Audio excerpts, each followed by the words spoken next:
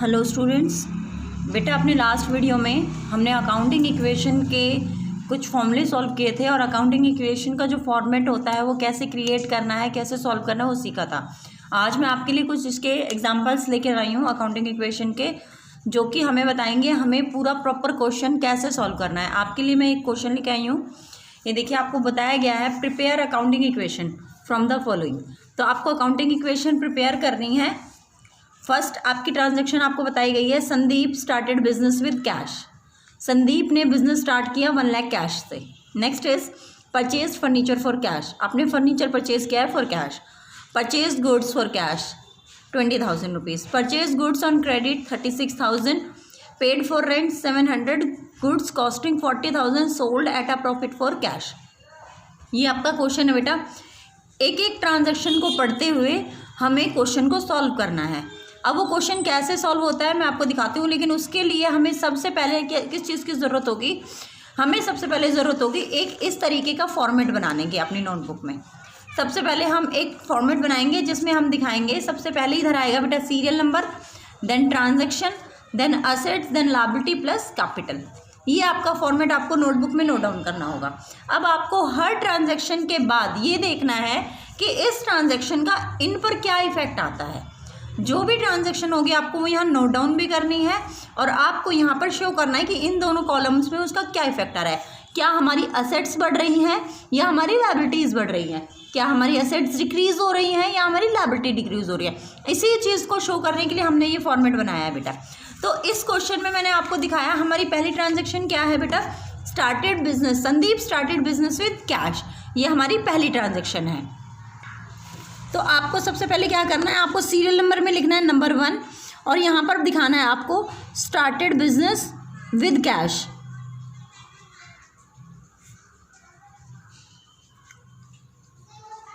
₹1 लाख। आपको यहाँ पर एक कॉलम अलग से रखना पड़ेगा जिसमें आप अपनी असेट शो करेंगे। जब कभी भी कोई कैश इन्वेस्टमेंट करके या कुछ भी इन्वेस्टमेंट करके अपना बिजनेस स्टार्ट करता है तो जो उसकी इन्वेस्टमेंट होती है बेटा वो उसकी कैपिटल बन जाती है यहाँ पर। नेक्स्ट थिंग, अब हम ये देखेंगे इसकी कैपिटल तो होगी लेकिन इसके पास असेट्स कौन कौन सी आएंगे। आप खुद सोचो बेटा। आपने देखा बेटा आपकी असेट यहाँ कितनी बनेगी, जो भी कोई आप अपने आप से लगाओ बेटा कि अगर मान लो आपने बिजनेस स्टार्ट किया है, आपने एक मशीनरी खरीद ली है, लैंड खरीद ली है, उस पर एक बिल्डिंग बना दी है और आपके पास कैश 5 लाख रुपए, तो ये सारी चीज़ें टोटल मिला के आपकी क्या हो गई, इन्वेस्टमेंट। Investment means capital. और अगर मैं आपसे पूछूं आपके पास असेट क्या क्या है, आपकी अपनी संपत्तियां क्या क्या है, तो आप बताओगे मेरे पास कैश है, मेरे पास बिल्डिंग है, मेरे पास मशीनरी है। जो जो होगा आप उसे यहाँ पर शो करते चले जाएंगे। फिलहाल हमें सिर्फ एक कैश के लिए बोला है। तो आपकी पहली ट्रांजैक्शन का इम्पैक्ट क्या होता है बेटा, जो भी लगाकर आप इन्वेस्टमेंट दिखाओगे वो आपको असेट के अंदर शो करना पड़ेगा और कैपिटल में शो करना पड़ेगा। आपकी असेट कितनी आ रही है यहाँ पर 1 लाख और यहाँ कैपिटल कितनी आ गई आपकी 1 लाख रुपीज़। क्लियर हो गया बेटा? ये आपकी फर्स्ट ट्रांजैक्शन थी। अब है आपकी सेकंड ट्रांजैक्शन। देखो बेटा हर ट्रांजैक्शन के बाद न्यू इक्वेशन आएगी, बस पहली ट्रांजैक्शन छोड़कर, क्योंकि इसके बाद न्यू कुछ है ही नहीं, यही न्यू ही है आपका, तो इसीलिए मैंने इसमें नहीं लिखा है। सेकंड ट्रांजैक्शन के बाद मैं आपको लिख के दिखाऊंगी क्या न्यू ट्रांजैक्शन आती है। आप ये देखिए, अब सेकंड ट्रांजैक्शन आपको क्या बोली थी, परचेज फर्नीचर फॉर कैश ₹5,000। अगर आप मार्केट में जाएं और आपके पास 1 लाख रुपए कैश है, आप फर्नीचर खरीदेंगे 5,000 का, तो क्या होगा बेटा, क्या इम्पैक्ट आएगा कैश पे आपके? पहले तो ये बताइए आपके पास क्या इम्पैक्ट आया बेटा। आपका जो भी कैश था वो 5,000 माइनस हो गया और आपके पास क्या हुआ, यहाँ पर फर्नीचर आ गया। कितने का फर्नीचर आ गया? 5,000 का। क्लियर हो गया बेटा? कैश आपकी जेब में से चला गया और आपके पास 5,000 का फर्नीचर आ गया, लेकिन इसका आपकी कैपिटल पे कोई इम्पैक्ट नहीं आया। क्यों नहीं आया? क्योंकि आपकी इन्वेस्टमेंट तो आज भी उतनी है, जितना माइनस हुआ था उतना ही प्लस हो चुका है। अगर एक ही कॉलम में ऐसा हो जाए कि जितना माइनस है उतना ही प्लस हो जाए, तो इसका मतलब ये हो जाता है कि दूसरे कॉलम पे कोई इम्पैक्ट नहीं आएगा। क्लियर हो गया बेटा। तो कैपिटल पे कोई इम्पैक्ट नहीं आया आपका। हमने यहाँ लिख दिया purchase furniture for cash.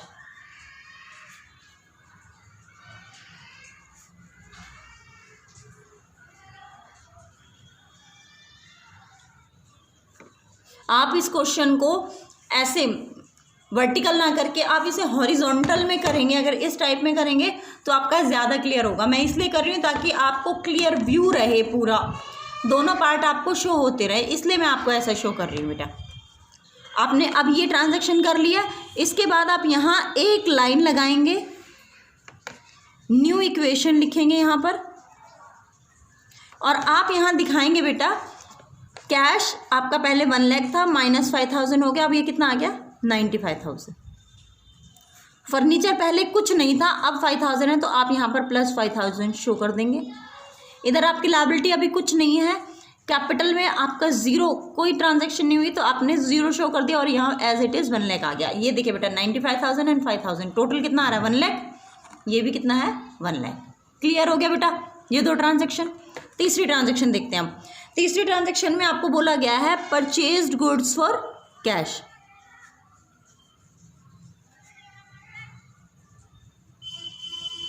Rupees कितना है बेटा इसमें 20,000। सेम आपने फर्नीचर खरीदा, देखो अलग अलग कैटेगरी तो बनानी पड़ेंगी। मशीनरी खरीदोगे तो मशीनरी शो करोगे, यहाँ पर बिल्डिंग खरीदोगे तो बिल्डिंग शो करोगे। अब हमने क्या खरीदा बेटा, अब हमने खरीदे हैं गुड्स, तो फिर हम यहाँ पर क्या शो करेंगे, गुड्स को हम यहाँ क्या लिखते हैं, गुड्स शो कर देंगे बेटा। तो अब आप देखो क्या हुआ, 20,000 के आपने कैश गुड्स परचेज की, मतलब आपके पास से कैश चला गया होगा और आपके पास गुड्स ऐड हो जाएंगे। क्लियर हो गया बेटा।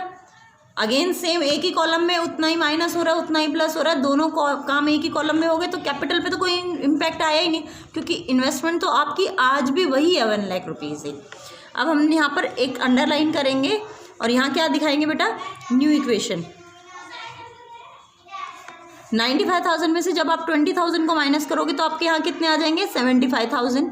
क्या फर्नीचर में कोई ट्रांजैक्शन हुई है, नहीं हुई, तो ये एज इट इज़ 0 शो कर देंगे हम, इसमें कोई ट्रांजैक्शन नहीं हुई है। और जो ऊपर अमाउंट होता है उसमें 0 को प्लस करके हम यहाँ नीचे 5,000 शो कर देंगे। ऐसा नहीं है बेटा इसमें कुछ नहीं हुआ तो इसे छोड़ ही दो, नहीं, नोट डाउन सब होता चलेगा, बस जिस चीज़ में कोई ट्रांजैक्शन नहीं हुई वो एज इट इज़ आएगी। यहाँ पर हमारे पास गुड्स कितने की आ गई 20,000 की, हमारी capital as it is 1 lakh. Clear बेटा। नेक्स्ट अब आपके पास आते हैं फोर्थ, आपकी इक्वेशन क्या आई है,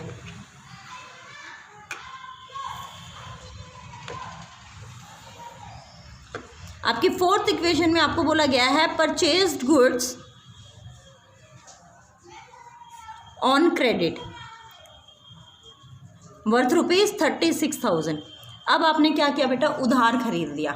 अगर आपने बेसिक अकाउंटिंग टर्म्स की वीडियोस देखी होंगी तो उसमें आपको पता होगा कि जब जिस इंसान से हम उधार खरीदते हैं उसको हम क्या बोलते हैं बेटा, क्रेडिटर्स। और क्रेडिटर्स हमारे लिए क्या होती है बेटा, लायबिलिटी। कैसे हुई क्रेडिट हमारी लायबिलिटी, मैंने आपको लायबिलिटी की डेफिनेशन में बताया कि जिस किसी को भी हमें इन फ्यूचर पेमेंट करनी पड़ेगी या जिस किसी की भी पेमेंट ड्यू है वो हमारे लिए लायबिलिटी है, और जिससे हम उधार खरीद रहे हैं वो क्रेडिटर। लायबिलिटी ग्रुप का कौन सा मेंबर है, वो क्रेडिटर। बहुत सारे मेंबर होते हैं ना लायबिलिटी ग्रुप में। आउटस्टैंडिंग, किसी से कोई कहीं किसी रूम में हम रह लिए, कहीं हमने काम कर लिया 1 महीना और उसके बाद उसका रेंट नहीं दिया तो आउटस्टैंडिंग की कैटेगरी में आ गए हम। ऐसी बेटा अलग अलग कैटेगरी होती है। किसी से पैसे एडवांस ले लिए लेकिन अब इसकी पेमेंट, उसका काम नहीं किया तो वो अनअर्न्ड में आ जाती है। तो ऐसे अलग अलग ग्रुप्स है ये। लेकिन अभी फिलहाल हमारी लायबिलिटी कौन सी क्रिएट हो रही है यहाँ पर, क्रेडिटर्स। तो हम यहाँ पर लायबिलिटी के अंदर क्या शो करेंगे बेटा, क्रेडिटर्स। ऊपर कोई ज़रूरी नहीं है ऊपर कुछ आए, डायरेक्ट जिस जहाँ पर आएगा वहाँ पर आपको शो करना है। तो आपके पास गुड्स आ गई। अब आप एक बात देखो, आप अगर किसी से उधार सामान खरीद लाते हो और आप देखो, एक हम अपने घर में सोचें तो हम एक बंदे से लाएंगे, हमें याद रहेगा। लेकिन जो बड़े बड़े बिजनेसमैन होते हैं वो तो बहुत सारी ट्रांजैक्शन करते हैं, तो उन्हें कहीं ना कहीं रिकॉर्ड रखना पड़ता होगा। तो जो वो सामान लाएंगे तो सामान को जब वो लिखेंगे ना 36,000 रुपीज़ की गुड्स आ गई, तो साथ में ये भी दिखाएंगे कि हमने उधार खरीदा, तो हम अपने क्रेडिटर्स में भी शो कर दें इस चीज़ को। क्लियर हो गया बेटा? क्रेडिटर्स बन गए हमारे 36,000 के। अब आप देखिए कैश में कोई ट्रांजेक्शन नहीं हुई, zero. Furniture as it is zero. यहाँ क्रेडिटर हमारे 36,000 के। एक चीज़ हमेशा याद रखना, या तो दोनों एड लेस इसी कॉलम में होंगे, या दोनों कॉलम में ऐड होंगे, या दोनों कॉलम में से लेस होंगे। ठीक है बेटा? इन केस अगर डिफरेंस अमाउंट आ रहा होगा, ऐड अलग हो रहा है, लेस अलग हो रहा है, तो फिर आप ये ज़रूर देखना कि उनका जो इम्पैक्ट होगा ना वो इस कॉलम पे भी पड़ रहा होगा। तो जैसे हमने यहाँ शो किया 36,000, हमने फिर से अगेन यहाँ पर एक न्यू इक्वेशन शो की। न्यू इक्वेशन में 75,000 आ गया आपका, प्लस 5,000 आ गया, प्लस 20,000 और 36,000, टोटल कितने हो गए बेटा? 56,000। यहाँ पर आ गया आपका 36,000 प्लस 1 लाख। क्लियर? अब नेक्स्ट आ गया आपका फिफ्थ जो ट्रांजैक्शन आ गई, वो आपकी क्या आती है? फिफ्थ ट्रांजैक्शन आपको बोला गया है पेड फॉर रेंट।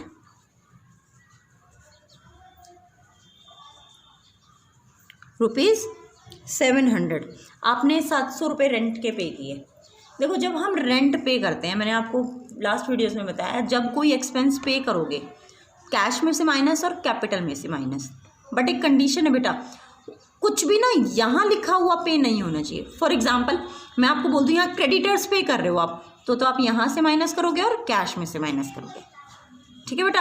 अगर यहाँ आउटस्टैंडिंग कोई लायबिलिटी पे करने के केस में ना, उस केस में आपका कैश और कैपिटल माइनस ना होकर कैश और लायबिलिटी माइनस होगी।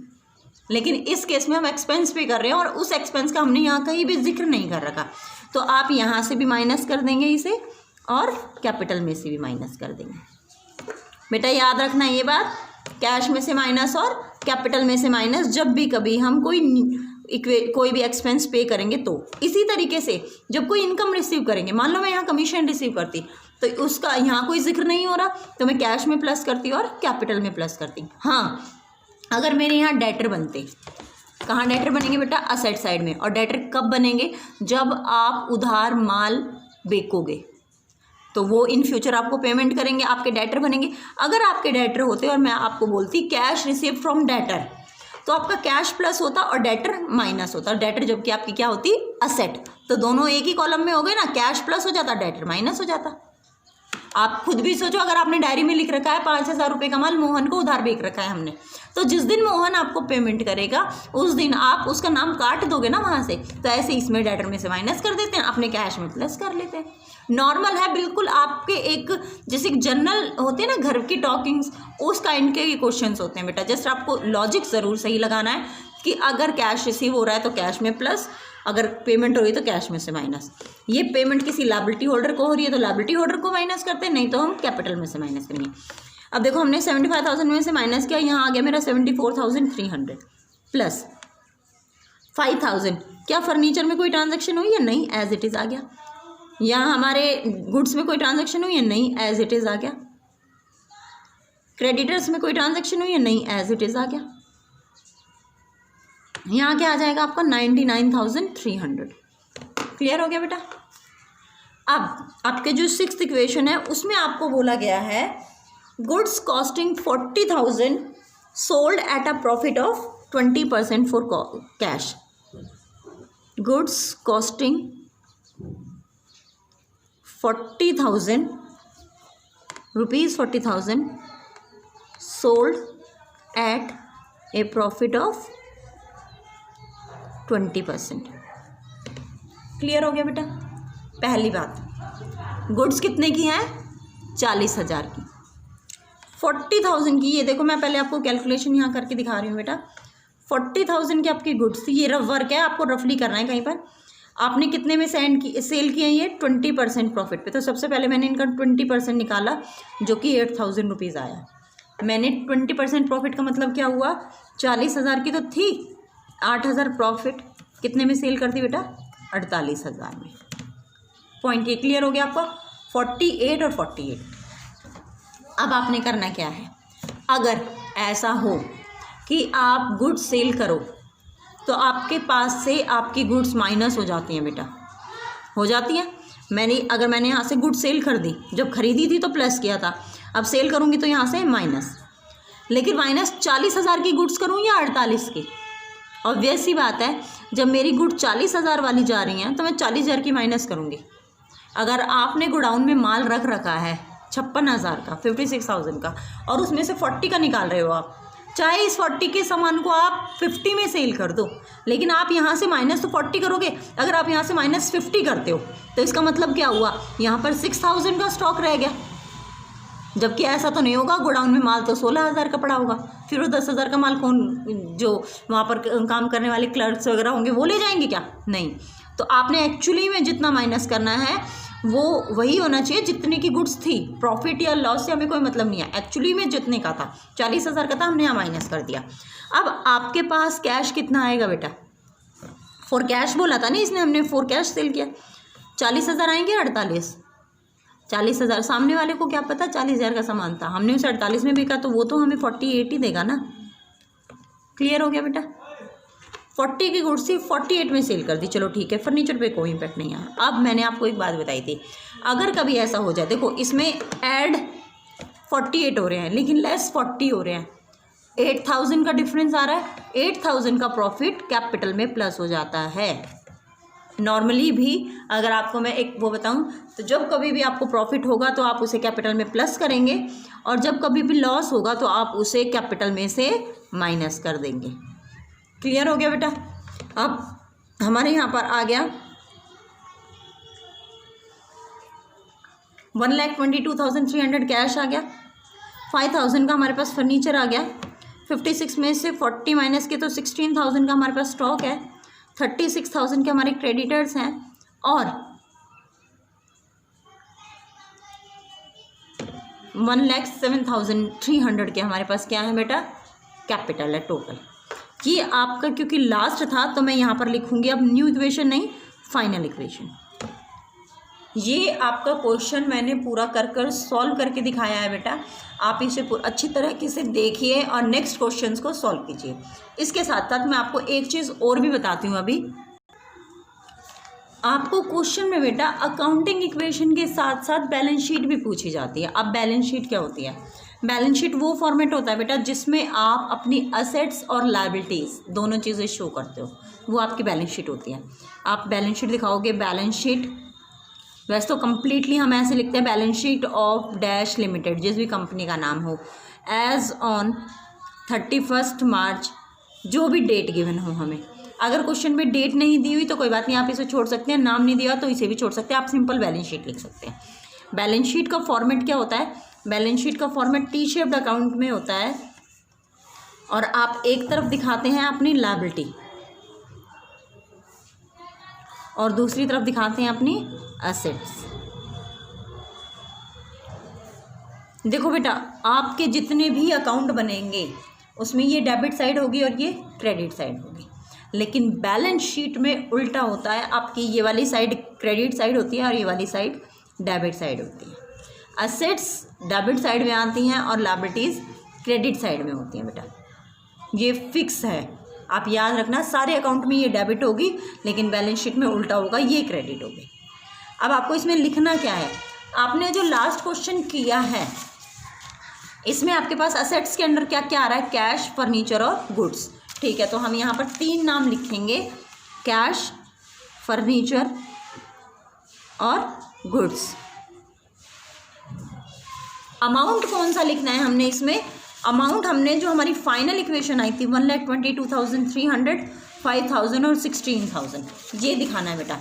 1,22,300, 5,000 और 16,000, ये शो करना है। अब आती है बात लायबिलिटी की। लायबिलिटी में हमारे पास 2 आइटम है, क्रेडिटर और कैपिटल। आपके क्रेडिटर्स कितने के हैं बेटा? 36,000 के, और कैपिटल है 1,07,300। तो आपने यहाँ पर दिखाने हैं बेटा क्रेडिटर्स 36,000 और कैपिटल 1,07,300। आपको बेटा वैसे तो हर इक्वेशन के बाद ही टोटल चेक करना है, आपका टोटल इक्वल आना चाहिए। इन केस अगर टोटल डिफर करेगा तो फिर आपका क्वेश्चन वहीं पर ही गलत हो जाएगा। आगे क्वेश्चन करने से पहले अपना टोटल इक्वल कीजिए, वो ज़्यादा ज़रूरी है। आप इसका टोटल करेंगे तो आपका टोटल यहाँ पर आएगा 1,43,300 और अगर मैं यहाँ टोटल करूँगी तो मेरा आएगा 1,43,300। दोनों का सेम आ गया, क्वेश्चन ओके है बेटा। ऐसे ही आप बाकी के क्वेश्चन देखिए, सॉल्व कीजिए और जो भी कोई क्वेरी हो पूछिए बेटा। ओके।